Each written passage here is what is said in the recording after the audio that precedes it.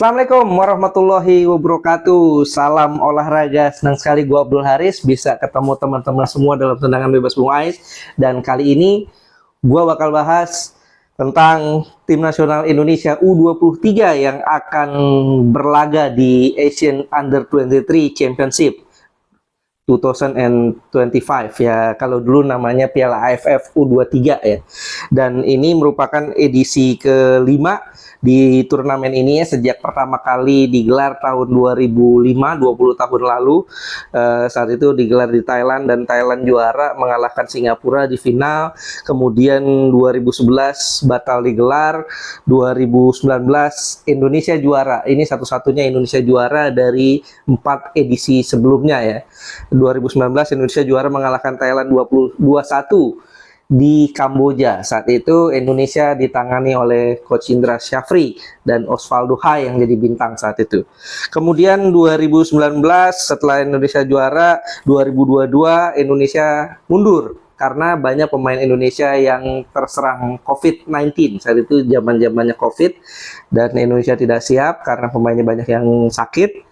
2023 2 tahun lalu Indonesia masuk ke final di tangan Sintayong, tapi sayangnya di final Indonesia kalah adu penalti 5-6 dari Vietnam. Dan dalam 2 edisi terakhir itulah Vietnam juara ya, 2023 mengalahkan Indonesia melalui adu penalti dan 2022 mengalahkan Thailand di final. Artinya memang dari 4 edisi sebelumnya Vietnam yang paling banyak mengumpulkan gelar ya, 2022, 2023, dan Thailand 1 di edisi perdana 2005, dan di Indonesia hanya 1 2019. Thailand 2 kali masuk final, 3 kali ya kalau dihitung mereka saat juara, 3 kali masuk final, sekali juara, dan Indonesia 2 kali masuk final, 1 kali juara. 2019 kita juara, 2023 kita kalah di final lawan Vietnam adu penalti. Nah, bagaimana sekarang? Sekarang kita main di kandang sendiri, Indonesia menjadi tuan rumah ya, di Stadion Utama Gelora Bung Karno nanti bertandingnya, dan Indonesia tergabung di grup A bersama Malaysia, Filipina, dan Brunei. Kemudian di grup B ada Vietnam, Kamboja, Laos. Di grup C ada Thailand, Myanmar, dan Timor Leste ya. Kalau orang-orang bilang grup A ini grup neraka, kalau gua nggak setuju dibilang grup A ini grup neraka. Kenapa? Memang ada 4 grup, satu-satunya grup yang terisi 4 ya, sementara grup B, grup C terisi 2, 3.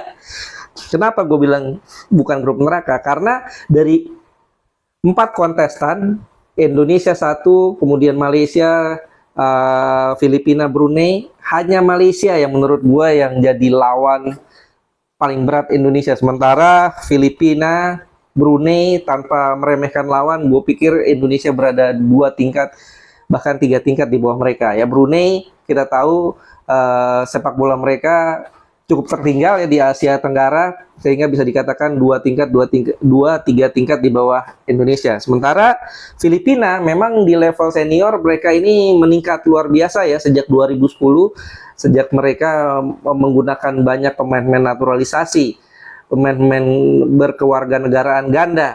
Tapi di level U23 ini, kali ini Filipina banyak membawa pemain-pemain liga mahasiswa. Pemain-pemain ini pemain-pemain semi pro ya, semi amatir bisa dikatakan ya.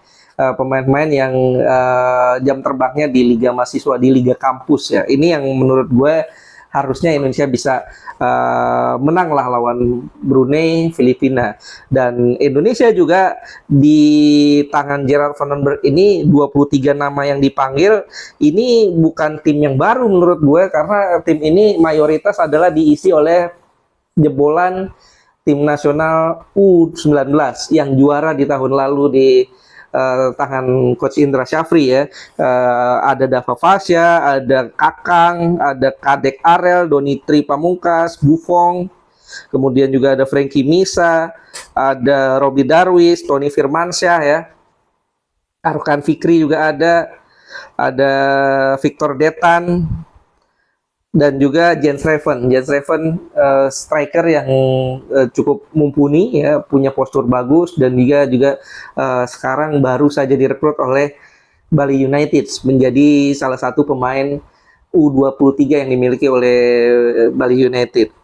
Nah, dengan komposisi ini plus ditunjang pemain-pemain yang punya jam terbang internasional cukup bagus seperti Cahya Supriyadi ya, kemudian juga ada Muhammad Ferrari yang kaya pengalaman di level senior di eranya pelatih Sintayong, kemudian juga ada Hoki Caraka di depan yang juga kaya pengalaman di level senior ya bersama Sintayong. Artinya dengan komposisi seperti itu ini cukup mumpuni tim ini, apalagi kebanyakan pemain-pemain kita ini punya menit bermain yang cukup di level senior ya, di klubnya ya, seperti Donity Pamungkas di Persija ini mereka mendapatkan menit bermain yang cukup ya. Donity Pamungkas dia, kemudian juga Kakang juga sering dimainkan di Persib, Robi Darwis, Kadek Arel. Artinya tim ini punya potensi yang cukup bagus ya.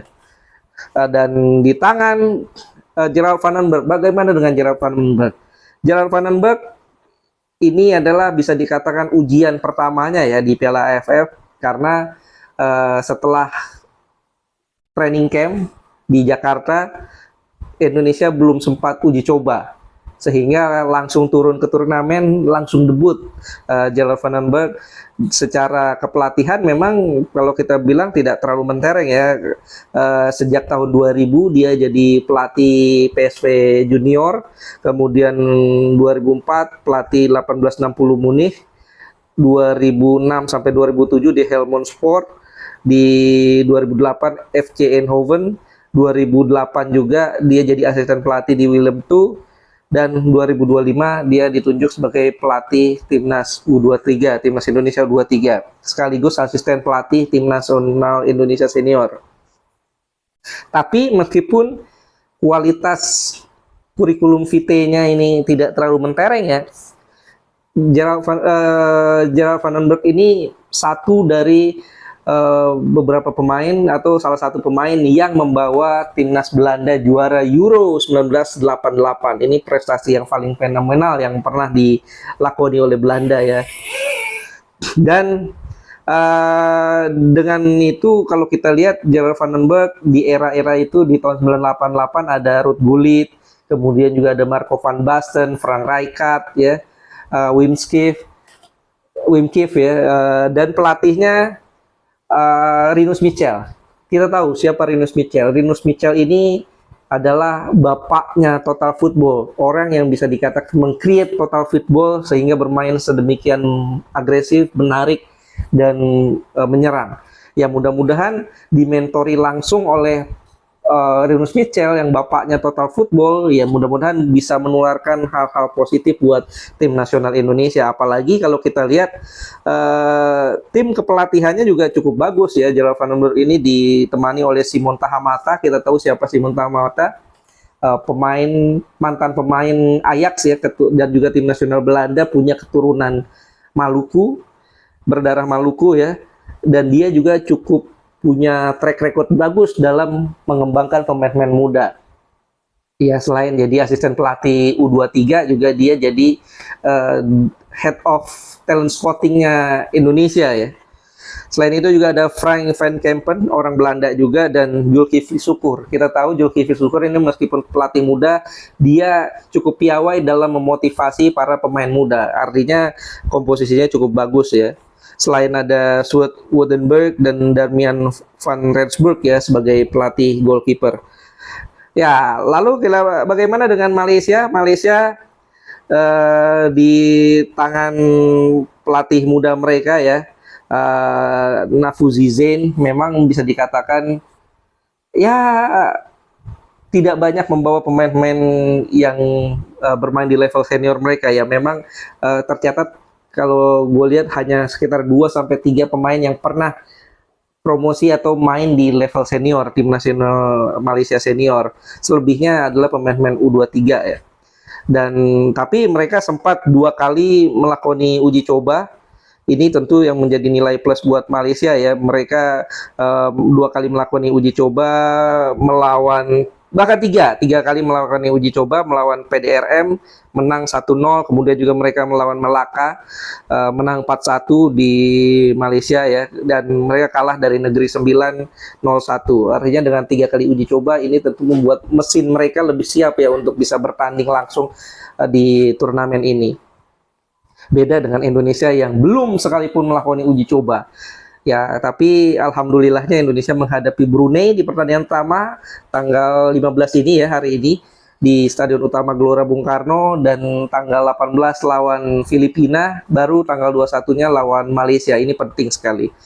Lalu bagaimana dengan tim lain ya, kita coba bedah Vietnam di tangan Kim Sang-sik. Ini pelatih senior juga yang bertugas double job, selain pegang senior juga pegang timnas U23. Ya, kita tahu Kim Sang-sik cukup sukses. Tahun lalu dia berhasil bawa Vietnam juara Piala AFF atau Asian Championship 2024 ya. Dan ini tentu membuat dia cukup pede untuk bisa mengejar hat-trick juara, karena 2 edisi terakhir Vietnam juara. Dan di komposisi pemainnya, mereka ini kalau gue lihat ada 7-8 pemain yang punya jam terbang di level senior ya. Beberapa nama itu kalau gue lihat memang ini yang harus diantisipasi oleh pemain-pemain kita, oleh tim nasional Indonesia. Ada Tran Trung Kien, ini kipernya ya, yang juga pernah main di level senior. Kemudian juga vice captain mereka Nguyen Quang Hai. Oh bukan, sorry. Itu pemain senior ya. Nguyen Van Truong maksud gue, yang pernah main di level senior. Dan juga kiper mereka tadi Tran Trung Kien, yang juga pernah main di level senior. Dan ya kurang lebih 7-8 pemain ya yang sempat mencicipi level senior. Ini tentu membuat mereka patut diwaspadai ya. Kemudian Thailand juga ada beberapa nama ya yang juga main di level senior. Selain juga ada Pon Ek Jensen, ini pemain yang besar di Denmark, dan dia sekarang main di PT Prachuap ya di Liga Thailand, bermain sebagai bek kiri ya. Selebihnya pemain-pemain lokal yang juga beberapa namanya sempat menghuni timnas senior ya, meskipun jam terbangnya tidak terlalu banyak ya, seperti Pantamit Prapan ya. Ini juga main di level senior. Nah, kalau kita lihat di grup A ini ada 4 tim ya, artinya siapa yang nantinya finish di peringkat 4 ini tidak akan dihitung. Lawan peringkat 4 tidak akan dihitung. Artinya Indonesia, tapi meski begitu, walaupun nantinya seandainya Brunei yang finish di peringkat 4, kita tetap berharap bisa pesta gol menghadapi Brunei. Kenapa? Karena dengan komposisi 4 tim ini kita berharap kalau seandainya Indonesia menghadapi Malaysia berakhir imbang, kita menang selisih gol. Kita berharap seperti itu. Memang dalam persaingan untuk memperebutkan peringkat 2 terbaik ini tidak akan digunakan ya kemenangan menghadapi tim peringkat 4. Tapi penting untuk bersaing kalau Indonesia berakhir imbang menghadapi Malaysia. Selain poin tentunya, kalau poinnya sama akan dilihat selisih golnya, mana yang lebih baik. Artinya itu yang membuat kita harus bisa memaksimalkan pertandingan ini. Dan bagaimana menurut kalian, apakah Indonesia bisa juara? Gue yakin bisa. Dengan komposisi skuad yang ada ini, Indonesia seharusnya bisa juara. Ya, setelah di edisi sebelumnya kita hanya finish sebagai runner up ya, kalah adu penalti. Dan meskipun Indonesia tidak membawa Marcelino Ferdinand dan juga Rafael Strijk yang dari segi usia sebetulnya bisa masuk, tapi gue pikir ini keputusan yang tepat, karena 2 pemain ini dibiarkan fokus untuk tim nasional senior, karena tim nasional senior juga tidak kalah pentingnya ya, mereka harus fokus menghadapi putaran 4 kualifikasi Piala Dunia 2026 yang nantinya hari Kamis besok ya akan diundi. Indonesia akan satu grup dengan siapa, nantinya akan bertanding di bulan Oktober, sehingga mereka dibiarkan saja fokus di senior. Sementara di level AFF ini kita sudah cukup lah dengan kualitas pemain yang kita miliki, 23 nama itu sudah cukup untuk bisa bawa kita juara. Bagaimana menurut kalian? Apakah Indonesia bisa juara? Setuju dengan gua atau enggak? Silahkan tulis komentar kalian. Yang pasti nanti malam ayo kita merahkan Stadion Utama Gelora Bung Karno, dukung tim nasional Indonesia agar bisa berprestasi, bisa pesta gol lawan Brunei, mengawali turnamen ini dengan baik. Ya, begitu aja pembahasan tendangan bebas Bung Ais kali ini. Terima kasih atas atensi kalian. Silakan kita ngobrol di komen, kemudian juga subscribe, share juga link ini, konten ini biar lebih banyak orang yang bisa menyaksikan dan kita bisa lebih asik ngobrolnya. Sekali lagi terima kasih atas atensi teman-teman sekalian. Abdul Haris pamit. Salam olahraga. Assalamualaikum warahmatullahi wabarakatuh.